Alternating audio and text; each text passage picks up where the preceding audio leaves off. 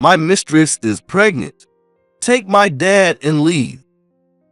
Hey, what do you think you're saying without helping with the care? Ryan, calm down. At first, my husband didn't seem to know who Ryan was. But after seeing my attitude and hearing the name, he finally remembered his own son.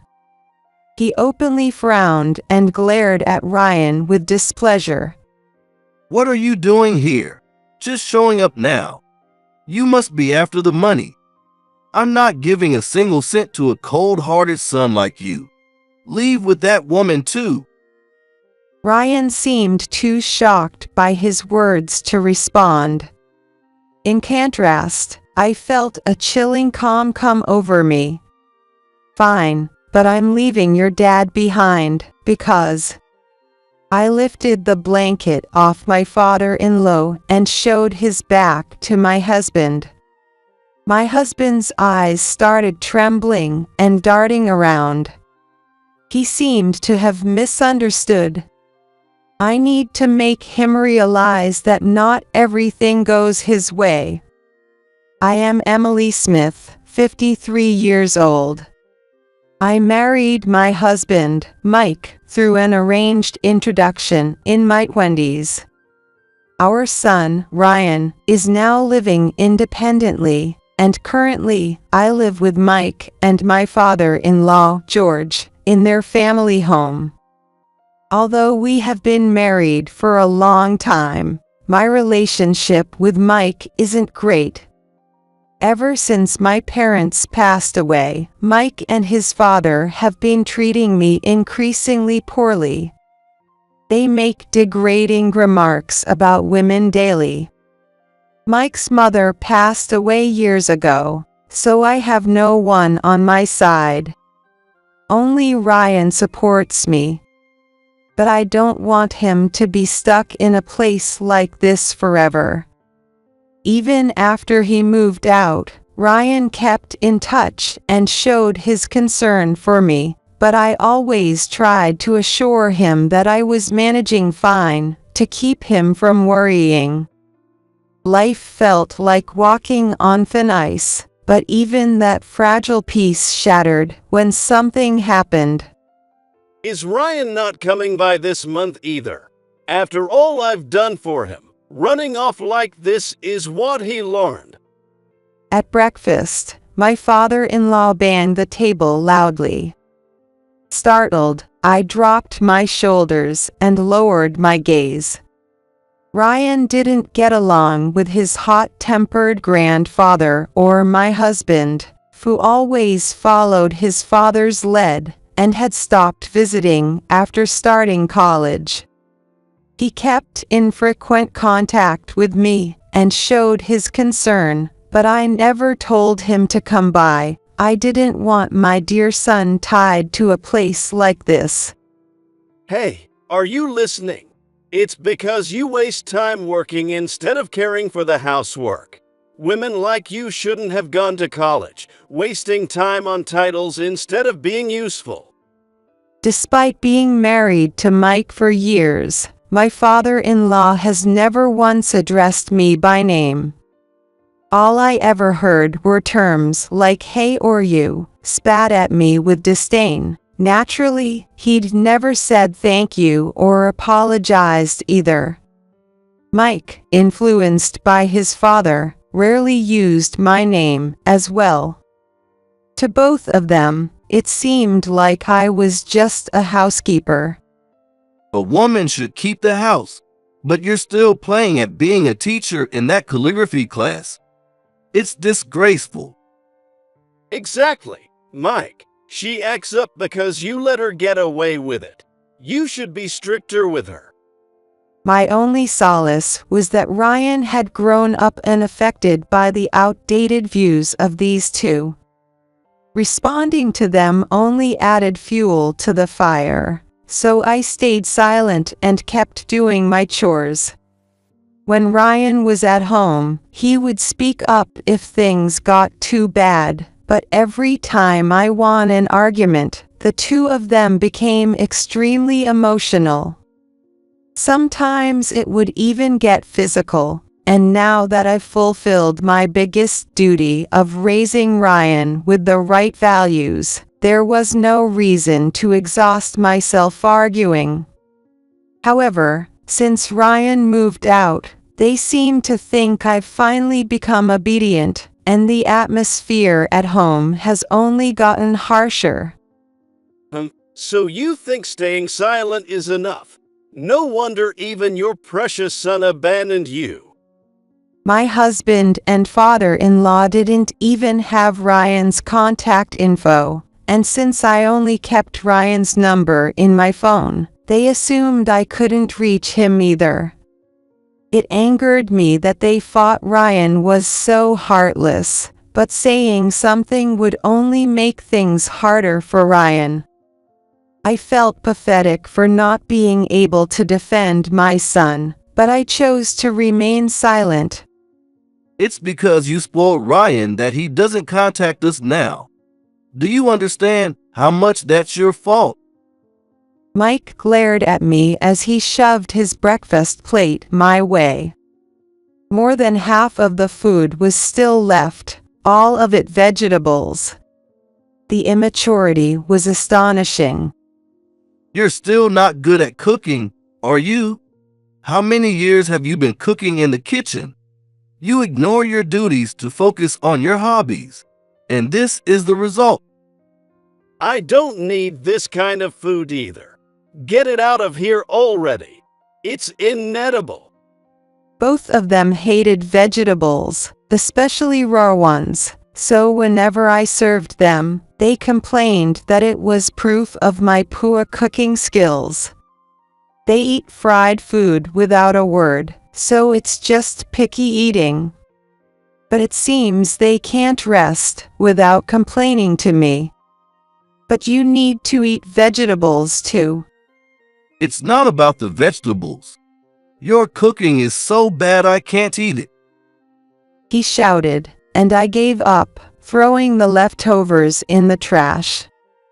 If I only made the meals they didn't complain about, they'd feel sick within 3 days, and eventually fall. And then I'd be blamed for that too, so even if I knew they'd be angry, I had to try and provide a balanced diet. My husband and father-in-law didn't miss the sight of me sighing in exhaustion. What's with that sigh? If you have complaints, say them out loud. Who do you think makes it possible for you to live? If you don't like it, get out. The two laughed, clearly enjoying themselves, knowing I had nowhere to go. It seemed their behavior had visibly worsened since my parents passed away. With no one to turn to for help, they probably felt safe in tormenting me. In front of my parents, neither had shown their true colors. My parents arranged my marriage with Mike out of pure goodwill. They couldn't have imagined the wealthy Smith family would be so full of issues. I swallowed another sigh and quietly resumed my chores. By 10 o'clock, I needed to leave for work. Until then, I had to complete the housework perfectly to avoid any complaints from my husband or father-in-law. What? George was hit by a car in a hit and run. I let out a shocked cry at the call from the police while I was at work. They had called Mike first, but since he was far away, he asked them to contact me as his wife. I had known Mike would be on a business trip for a week, so I immediately left work early and headed to the hospital. My father-in-law was in critical condition, unconscious. Given his age, the chances of him waking up were low. The staff told me to talk to him, but I had no memories of anything other than being insulted by him. Even if I did speak to him, it was only for practical matters, never for casual conversation. The one who truly knew him and spoke with him often was Mike. Once Mike got back from his trip, I'd explain the situation and have him visit. Surely my father-in-law would be happier hearing from him than from me. With that in mind, I decided to do whatever I could for now. No matter how much I disliked him, I didn't want to abandon him. George, Mike will be here soon. Please hang in there. Wake up. I spoke nervously and rubbed his arm. It was the first time I'd seen him this quiet. He was always angry in front of me, so it felt strange. Taking care of him in the hospital while working was tough, but I just had to hold on until Mike returned from his trip. I endured the week with that thought. However, when Mike came back, his response was cold. I'm busy with work. You take care of Dad. My husband's family is wealthy and owns a company. He is currently the CEO, so I understand he's busy, but his attitude toward his father, the former CEO, seemed too disrespectful. But at least visit him in the hospital. This current deal is Dad's pet project. Making it a success is my way of showing my gratitude. Dad would definitely be happier that way. I'm so busy I won't be able to come home either. He shouted without giving me a chance to respond, then left for work. As he said, he hardly came home anymore, and the burden of caregiving fell entirely on me. Emily, you don't look well. Are you all right? Thanks, I'm fine. I love my job, so if possible, I don't want to quit. Being at work is far more relaxing than being in that suffocating house. But taking care of my father-in-law relentlessly weighed on my life. It was about a 20-minute drive from home to the hospital, but the constant trips were exhausting. On top of that, my husband had started becoming stingy with money. Why are the hospital bills this high? He's just bedridden, right? Go talk to the hospital again. If I don't get a satisfactory answer, I'm not paying this kind of money. He's in a coma and can't eat, so the IVs cost money. I've explained this over and over. Are you saying I don't understand anything? Don't insult me. You're just bad at explaining. If you want to pay that much, then you pay it. Why do you think you're working? I was fed up with my husband not only refusing to pay his father's medical expenses and other necessary costs, but also becoming stingy with even our living expenses. For now, I could manage with my savings and salary, but if this continued, my father-in-law and I wouldn't survive. Since my husband wasn't technically refusing income, we couldn't receive any public assistance. I didn't know where to turn for help and felt utterly lost. It was at that moment that Ryan visited the hospital. Mom, I heard about Grandpa. It must have been tough for you. I'm really sorry for not coming sooner. Ryan, there's no need to apologize. What about work? It's fine. Actually, I had some unused paid leaves piling up, so it was perfect timing. Apparently, he had a contact at the hospital and came back after hearing about our situation. I feel sorry for Grandpa as a human being, but that's about it. I feel no gratitude, only resentment for how he treated you. I came back because I was worried about you. You kept putting on a brave face whenever I called, so I figured talking in person would be the quickest way. What a kind son I have. I tried my best to hold back my tears. But Ryan looked troubled. I assumed it was because he saw our current situation, but it seemed there was more to it. I know this isn't the best time, but I saw Dad near the station today. What? But he said he was on a business trip. That was a lie. He was walking arm in arm with some woman. I was at a loss for words. I felt suffocated and dizzy. If someone asked me if I still loved him, I wouldn't know how to answer, but even so, for him to be out having fun during a time like this, and while his own father is in a coma, no less. I can't believe this. He dumped his own father on me while he goes off with some woman. Since my husband hadn't seen Ryan in a while, he didn't even recognize his own son when they passed each other. Ryan was exasperated but had never expected much from him anyway, so he shrugged it off as convenient. It seems Ryan followed them for a bit and took pictures, showing me the truth with images of my husband entering a hotel with an unknown woman. Since my parents had arranged the marriage in good faith, I had been resistant to the idea of divorce.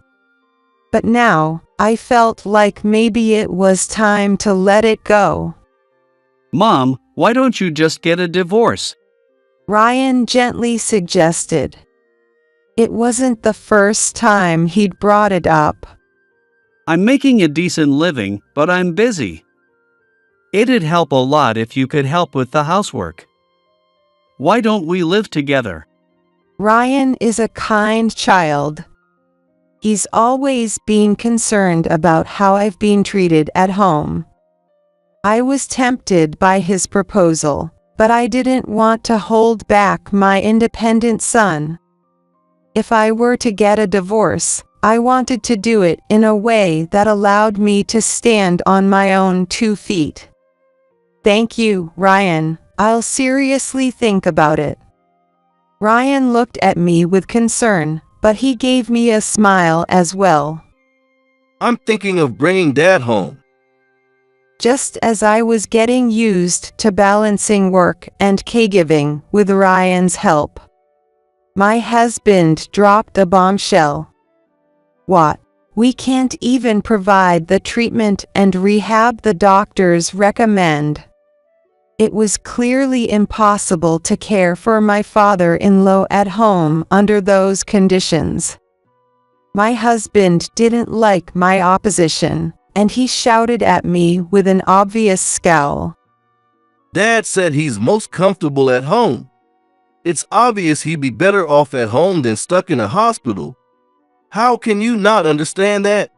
You're just going through the motions without any heart, and that's why Dad isn't getting better.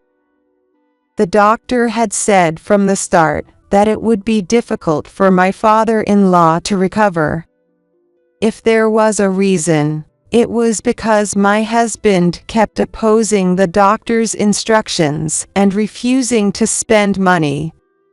I almost argued again, but I knew that would only make him angrier. So I swallowed my words. All right, I'll discuss it with the doctor, but you need to come to the hospital too. You explain it. I'm busy. You have the final say, so they won't approve it if it's just me. When I pointed out that he was the one with authority at home, he seemed pleased and agreed to go to the hospital, which was unusual. Maybe he realized that if he left it to me, I'd never agree to home care. However, unlike me, whom he could always yell at, the people at the hospital were medical professionals. Naturally, my husband's amateurish knowledge didn't work on them. If you want home care, it will be challenging until there's more recovery. and you'd need appropriate equipment at home. You'll also need to discuss with a caseworker and find a primary doctor and nurse to come to the house. That will also require a contract, which involves costs. Are you okay with that? The doctor gave him a stern look. Since he'd been refusing treatments due to costs all along. Faced with the mention of money, my prideful husband nearly exploded, but being a coward at heart, he managed to hold back his anger. It's fine. My wife will quit her job to focus on caregiving. What? You never told me that. Not only was I shocked, but even the doctor and nurse present were surprised at his sudden declaration without any consultation. However, my husband had finally reached the peak of his anger, and he began yelling at me right there, without any regard for the people around. Do you not care if Dad dies? You're heartless. Even if I gave in here, it was obvious my husband would start withholding money again. If I quit my job, there would be nothing left for me and my father-in-law but a future of poverty. I tried to persuade my husband with the doctor's help, but his resolve seemed unwavering, and the discussion ended without progress. The doctor and I were both at a loss. As everyone involved grew more exhausted, my husband took a shocking action. It happened about a week after he first said he wanted to bring his father home from the hospital. Suddenly, I got a call from him. I had a bad feeling and honestly didn't want to answer, but I couldn't ignore it either. Reluctantly, I pressed the answer button on my phone. Hello. What my husband said next was unbelievable. I've discharged Dad. Since neither you nor that primary doctor were there, the hospital was happy to let him go. What? My husband had forcibly discharged my father-in-law from the hospital. Since my husband was his only biological child, his opinion held significant weight. The hospital couldn't keep a patient indefinitely without any hope of recovery. And there were certainly people who found home care more convenient in such cases. Seeing my father-in-law lying in bed, I felt utterly lost. Quit your job and take care of Dad. And now, my husband's harassment began. I resisted, of course, but once my husband was fired up, there was no stopping him. My wife needs to provide care. Make her quit her job now. Are you going to abandon a bedridden and elderly person? Are you guys just going to leave an old man to die? He even came to my workplace, making a scene at the front desk. Many of my students and co-workers knew about my situation, and they were all equally shocked. I finally gave in to my husband's outburst, which showed no signs of stopping. Fine, I'll quit. You should have just done that from the start. Trying to fight back only makes things worse at work. The smartest choice is to just listen to me quietly, got it? If I kept resisting, it would only cause more trouble for my workplace. Though some people offered to help me by suggesting I contact the police, I chose to resign. Surely my husband's harassment would come faster than anything the police could do to help. The harassment didn't stop even after I quit my job and focused on caregiving. Even though he was the one who insisted on home care for his father, my husband continued to come home only occasionally. Of course, he never helped with the caregiving, and instead enjoyed criticizing me over anything he could find. Hey, are you even cleaning? There's dust everywhere. Living in a room like this could make Dad's condition worse, you know? Sitting back on the couch with a smirk, he showed no concern for his father's well-being. It seemed he had taken his father in just to harass me. Dad's room stinks. You're bathing him, right? George can't even get in a wheelchair. I can't put him in the bath, but I wipe him down every day and make sure to reposition him to prevent bed sores. Put him in the bath. I can't stand the smell. The house feels so dirty because you're slacking off on your chores. Why do you think I made you quit your job to focus on the housework? It's no surprise if I break down in this situation. Honestly, I was really feeling overwhelmed, and Ryan started helping me out as long as he didn't have to run into Mike. While I felt bad for relying on Ryan, I found myself leaning on him for emotional support. I'm sorry, Ryan. I'm really sorry. I know you have work too. Mom, you don't need to apologize. Besides, my job can be done remotely just fine. I've always regretted leaving you behind when I moved out. Please, just let me do this for my own peace of mind. It's hard to believe he's related to my husband by blood. How could he be such a kind child? Ryan's kindness seeped into my worn-out heart. However, as if he couldn't even tolerate that brief moment of peace, my husband went on to say something even more outrageous. My mistress is pregnant. Take Dad and leave. Hey, how can you say that without even helping with the caregiving? Ryan, calm down. At first, it seemed my husband didn't know who Ryan was. But after seeing my reaction and hearing the name, he finally remembered his own son. He frowned obviously and glared at Ryan with displeasure. What are you doing here? Just showing up now. You're probably just after the inheritance. I won't give a cent to a cold-hearted son like you. Get out along with that woman. Ryan was too stunned by his father's words to say anything. In contrast, I felt a chilling calm wash over me. Fine, but I'm leaving George here, because... I lifted the blanket covering my father-in-law and showed his back to my husband. There was a corset wrapped around him, but scars were visible over a wide area.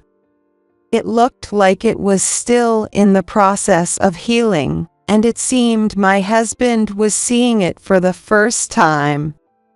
His eyes began to shake and dart around.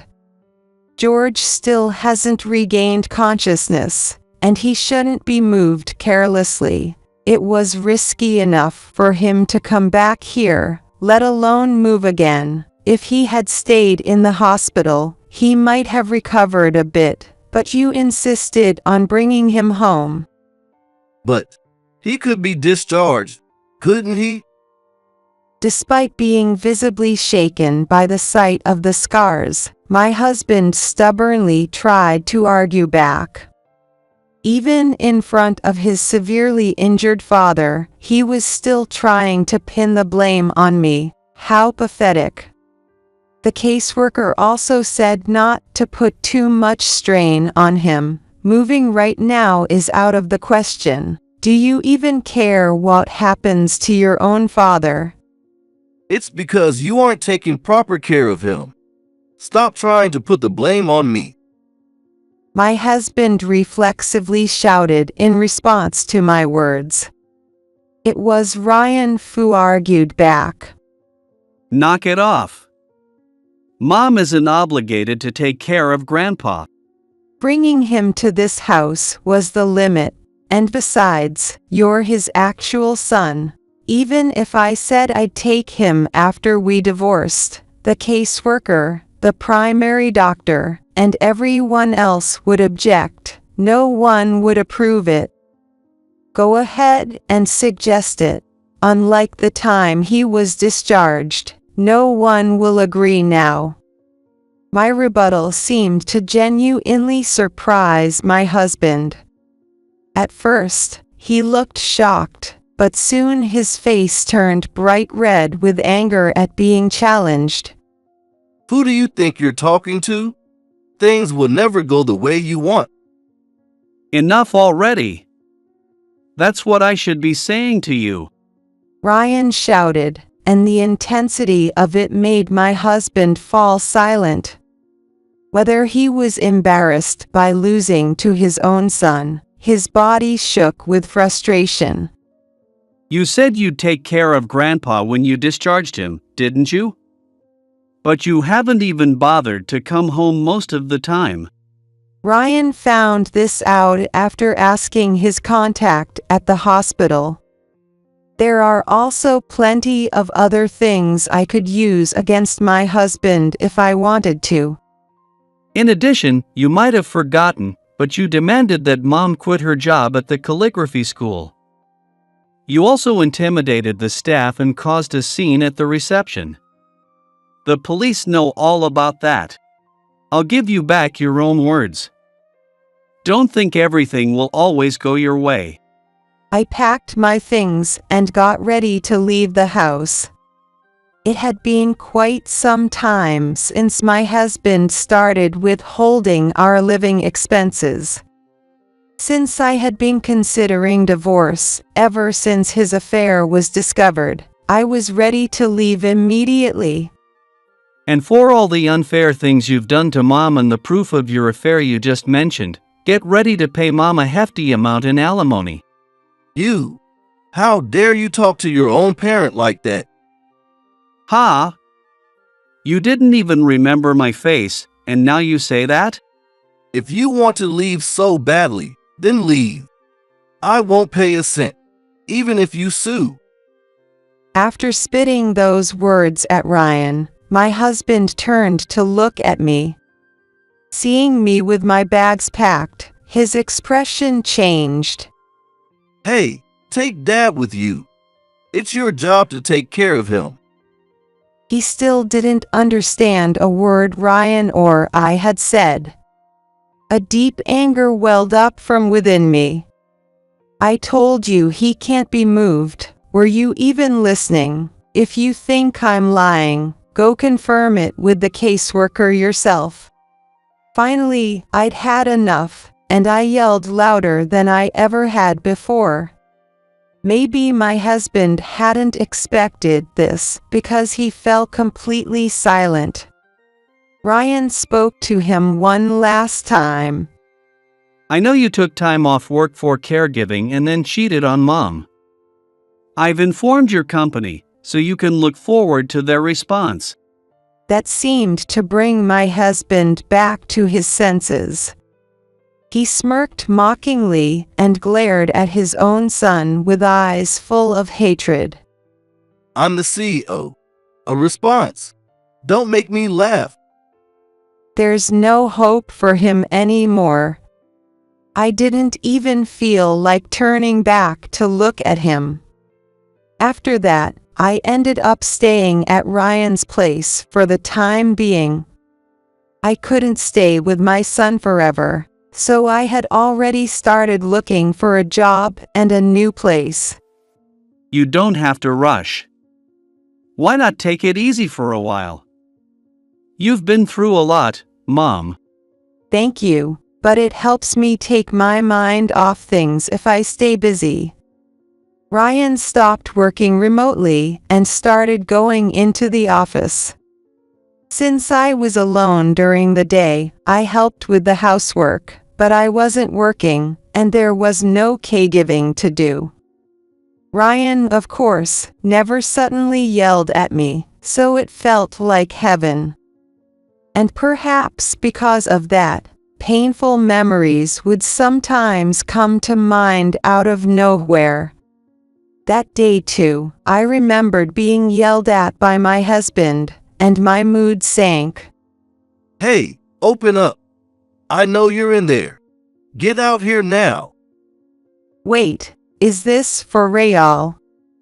As if the painful memories had come to life, my husband's voice echoed through the room. Hoping it was just a dream, I looked at the door camera and saw my husband standing there with his mistress, Megan. While I was deciding whether to answer or ignore them, they began shouting loudly. Because of you, my life is ruined. Dad has died. Leaving a dependent elderly person behind is unbelievable. You're heartless.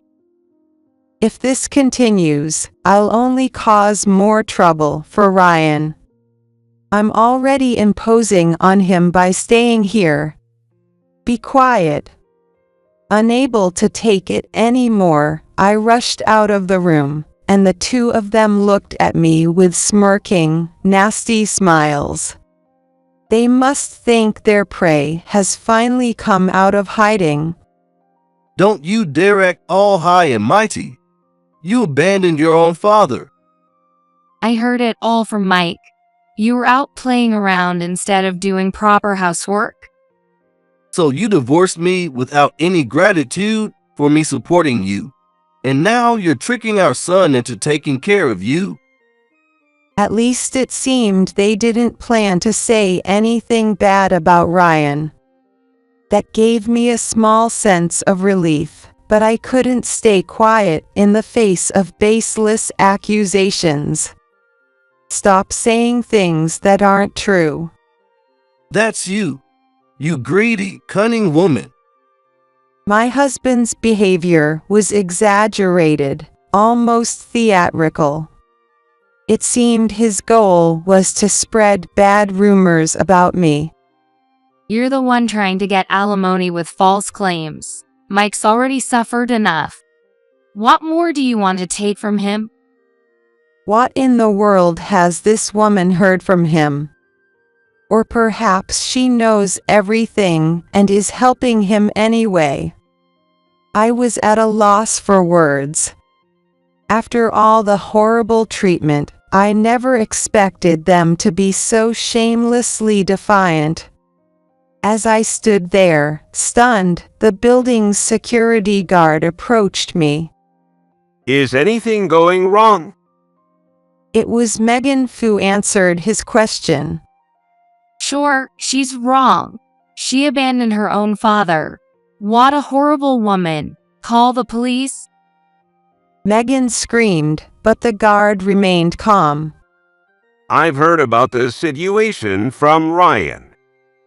Had Ryan predicted this would happen? The guard glared at my husband and Megan. I've already called the police, so you two will need to come with me.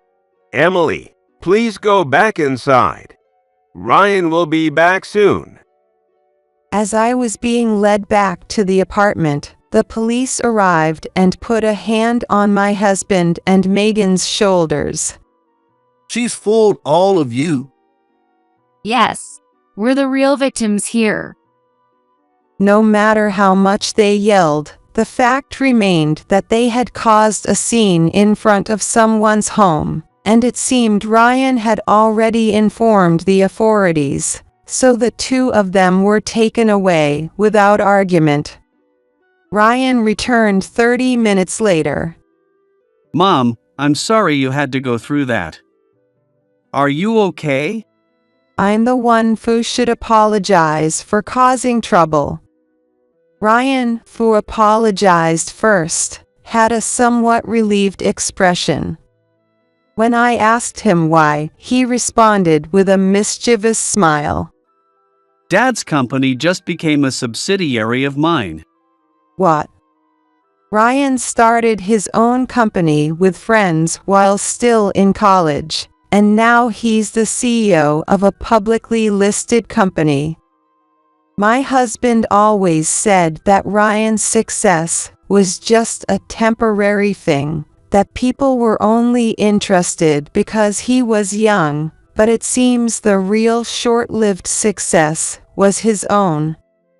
Because he was out messing around, his company was on the verge of collapse. It was easy to buy it out. He's probably just finding out he's been fired now. Ryan looked genuinely amused as he said that.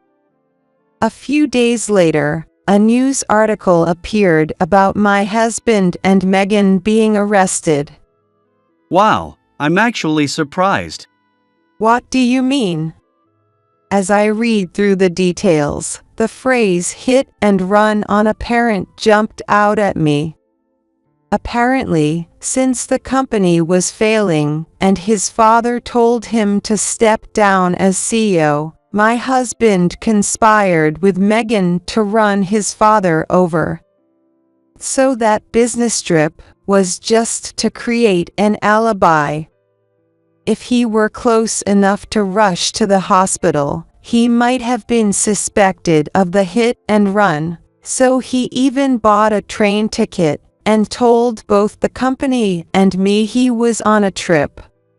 The case drew significant attention due to his selfish motives and his collaboration with his mistress, and it was covered on talk shows for some time. Reporters persistently tried to get comments from Ryan and me, but since we were in the middle of divorce proceedings and had essentially cut ties, the focus gradually shifted to Megan's relationships and the large amounts of embezzlement my husband had committed. I can't believe he was embezzling too. Sounds like the company plans to sue him.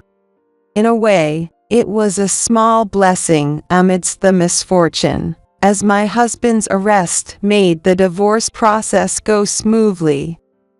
It looks like I'll get nearly the full amount of alimony I was asking for. However, now that my ex-husband is a criminal facing a lawsuit from his company, I doubt he'll be able to pay the alimony.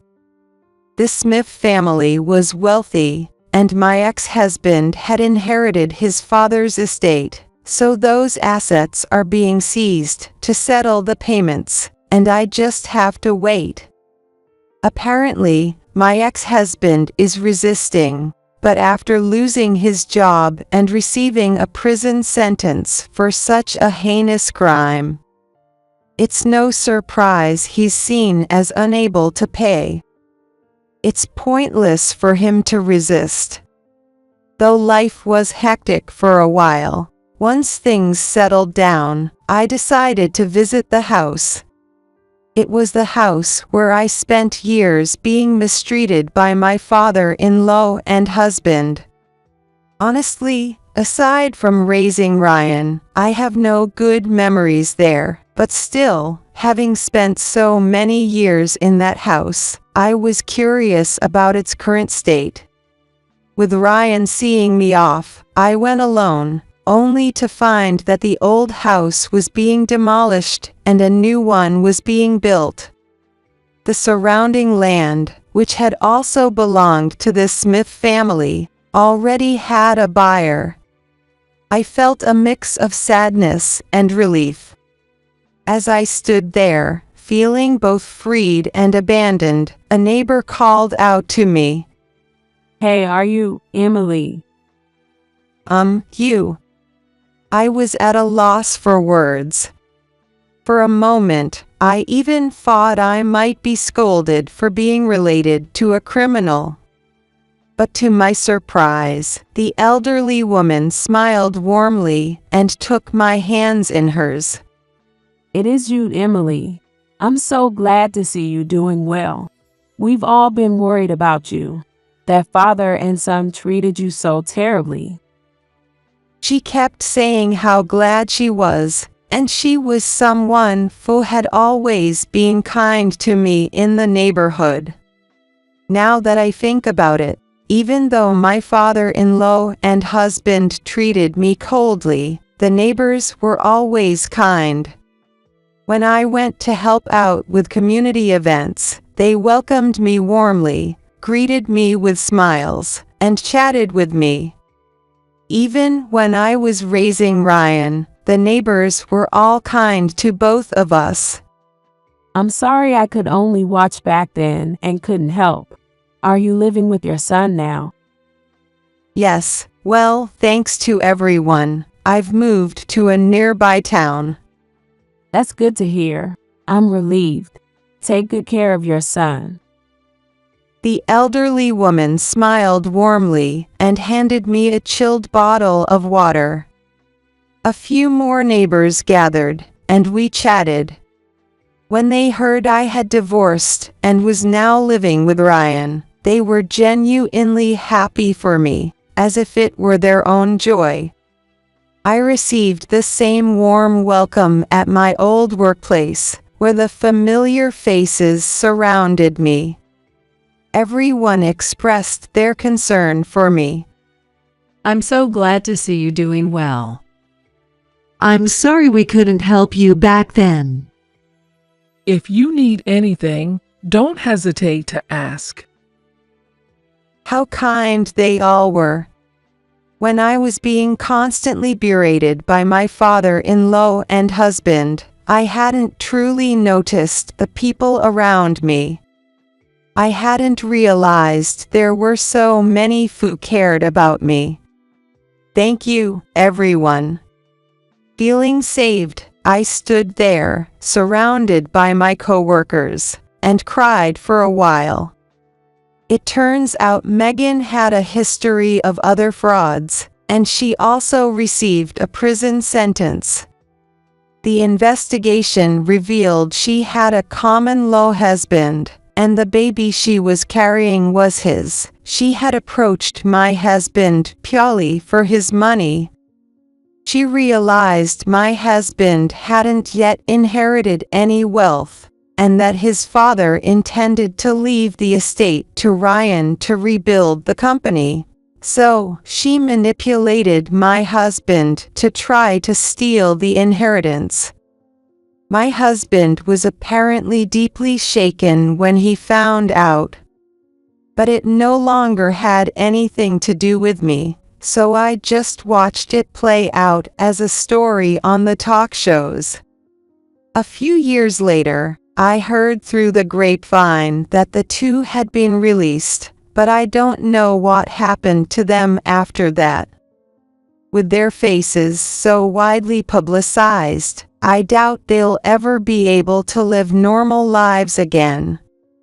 With my ex-husband in that state, he never returned to the area around his family home, and my father-in-law ended up quietly buried in a shared cemetery nearby without even a proper gravestone. After the divorce, I received a decent amount of alimony and rented an apartment. Ryan had offered to let me live with him until the end, but I didn't want to disrupt his successful life, nor could I keep relying on him forever. In the end, I got my old job back at the calligraphy school and decided to support myself. Now that I no longer had to worry about my father-in-law or husband, I often visited Ryan's house, and Ryan would come to visit me too.